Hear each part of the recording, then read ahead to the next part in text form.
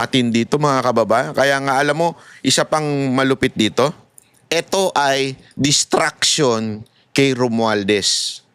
Para isipin, may big fish na tayo, huwag nyo nang hanapin si Romualdez. Alam mo, sa panahon ngayon, mag-ingat kayo kasi napakaraming distraction kay Romualdez. Isa na to, ito. Ito pa. Yan, distraction to eh. Ano ba to? Kasi madalas ko makita ito. Ito kasing si Maharlika. Hindi ko siya babanatan baka sabihin nyo dahil galit lang ako doon sa tao. Hindi. Pero kasi sobrang distraction to. Naglabas na naman siya ng kung ano-anong. Wala kasi sa alam nyo si Maharlika. Ito para lang sa kaalaman ninyo. Kayo alam nyo na lahat yan eh. Halos lahat ng viewers ko alam nyo na yan. Si Maharlika, mahina yan sa pag-a-analyze ng mga issue. Nakausap ko na yan. Dati naming nakakausap yan. Dati kong naging pumunta yan. Mahina ang utak ni Maharlika. Honestly, mahinang nilalang to si Maharlika pagdating sa vlogging. Walang alam yan. Ang alam lang yan palagi ay yung gumawa ng chismis. Gumawa ng issue. Kung kailangan niya ng content, hindi siya mag-a-analyze ng mga bagay-bagay. Ang gagawin niya, mag-iimbento siya ng chismis. Alam niya kasing kinakagat ng mga Pilipino ang chismis.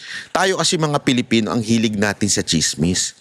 Yan ang katotohanan na hanggang ngayon, panahon pa ng Espanyol, ugali na natin yan. Pinuna nga ni Rizal yan yung pagiging daldala natin, chismoso natin dahil nung panahon na nasa Spain daw siya, yung mga Pilipino doon sa mga party-party, pinuna niya yan eh.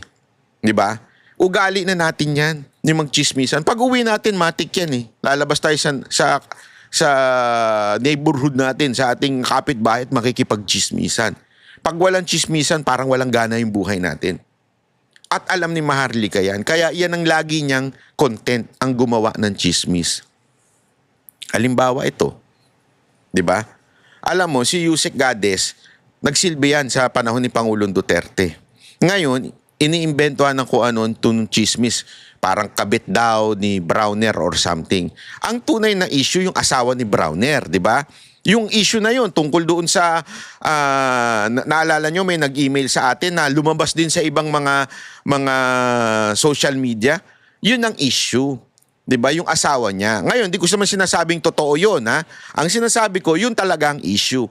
Ito namang si Maharlika, nakahanap na naman ng gagawa ng chismis at kesyo sinabing ang pagkaintindi ko nung binasa ko ito para bagang sinasabing kabit daw or something itong si I do not know kung ano yung accusation niya. Kaya lang sa akin sabi ko nga, tangina naman, ano naman ang kinaugnayan niyan sa flood control scandal? 'Di ba? Ang focus natin dapat si flood control scandal. Yung kawalangyaan na ginagawa ng gobyerno ni Marcos at ni Romualdez. Sabi nga ni Sir Jack hindi ako kasi hindi ko naman wala na akong di ba, yung Facebook ko na kaya hindi ako masyado nagpe-Facebook ngayon. Sabi ni Sir Jack, hindi daw binabanata ni Maharlika si Romualdez ever. Tinatanong niya nga kung nasa payroll ba daw ni Romualdez. Hindi, kayo hindi ko alam yan honestly, wala akong idea. I-comment nyo na lang dyan kung meron kayong idea tungkol doon. Diba? Babasahin ko. Pero yun ang sinasabi ni Sir Jack na kesyo parang nasa payroll daw ni Romualdez. Sabi ko nga, parang parang itong ginagawa niya dito kay Yusek Gades Libiran, itong ginagawa niya kay Yusek Gades, parang distraction para mawala kay Romualdez. Diba? Kesa nahanapin si Romualdez, sana nga merong mag-hashtag na nasan na si Romualdez. Nagtatago na ba yun? Hindi maaninag ang mukha nun sa kamera Asa na yun? Bakit wala siya? Bakit siya absent? Diba? No, dapat ang usapan dito yung impeachment ni Marcos. Bakit hindi yun ang pinag-uusapan nitong Maharlika na to? Ang ginagawa niya na usapan itong mga ganitong chismis. Ano ito? For the content? O baka naman for distraction? Maharlika, what is the truth? For the content o for distraction? Yun lang ang sa akin. Ako nagtatanong lang. Again, I do not have anything against this person na to. Ano ko na to eh. Sinabi ko na sa sarili ko, wala na akong pakialam doon sa tao na yun kasi wala namang bilang yun sa Pilipinas eh. Sa totoo lang marami nang hindi naniniwala sa sinasabi niya. Marami na nga nag-approach sa akin eh. Nagsosorry. Sinasabi sa akin, sorry Banat Bay, nagalit ako sa'yo dahil kay binabanata mo si Maharlika. Yung pala, hindi pala talaga totoong to si Maharlika Duterte. Ang dami na nag-approach sa akin na ganyan. Na ganun, sabi ko, wala namang problema. Ako naman, kinokorek ko lang yung mga mali na sinasabi niya. I'm not against dun sa tao. Yung mali lang na sinasabi niya. Katulad dito, may mali na naman. Sablay na naman ito. Anong pakialam namin kung kabis yan? Hindi, I mean, what if totoo? Anong pakialam namin? Mga Pilipino, anong pakialam namin? Di ba? I mean, buhay niya yun eh.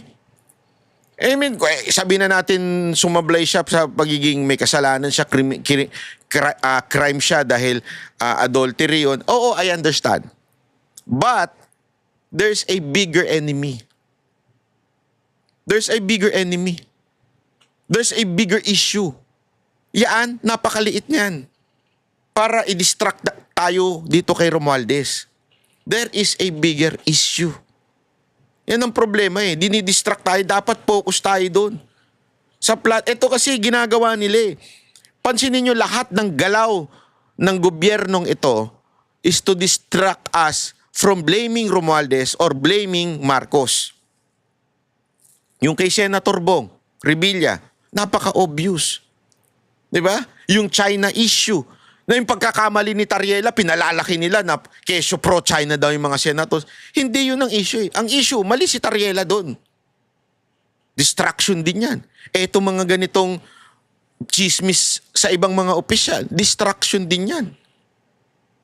Kayo mga kababayan, kung matalino kayo, madidiscern nyo yan. Madidiscern ninyo kung ito bang si Maharlika ay talagang nasa payroll ni Romualdez o talagang it's just for the content lang siya. Kayo na lang pong bahala. Ako, again, hindi ko kinakampihan si Yusek Gades, pero isa yan sa mga magaling nung panahon ni Pangulong Duterte. Nasa sa DOTR. Isa yan sa mga tao ni Secretary Arto Gades. Pinagkakatiwala ang tao niya. Yan. Kaya nung una kong nakita yan, sabi ko, ano na naman tong katarantaduhan na ito? Diba? Ano na naman itong chismis na ito? May basihan ba? Sabi ko nga una kong tiningnan, may allocation kaya ito si Yusek Gades at ito ang pinupuna ngayon? Wala naman pala, tungkol naman pala dun sa jowa-jowa na, utang ina, ano ba? Showbiz, ano ba ito? Ang laki-laki ng problema ng Pilipinas, papasukan natin na showbiz. Di ba? Huwag na sanang ganun. Yun lang po. Maraming salamat po. Ako si Banat Bay. Kami ang boses ng masa, hindi natatakot. Katotohanan lang, di kami nalulunod. Walang bahid ng sismis, lahat ay totoo.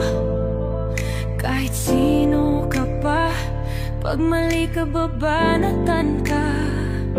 Walang pinipili kulay, wala kaming kinikilingan. Basta para sa bayan, kami lalaban. Pag tama palapakan, pag mali banatan. Di matitinag, di matatakot, para sa bayan tuloy ang sigaw. Sa harap ng kamera, walang halong takot. Mga baluktot, lahat kayo'y tutumba. Ang hustisya at totoo, yun lang ang mahalaga. Kahit sinong harang, di kami matitinag. Walang pinipiling kulay, wala kaming kinikilingan. Basta para sa bayan, kami lalaban. Pag tama palapakan, pag mali banatan. Di matitinag, di matatakot,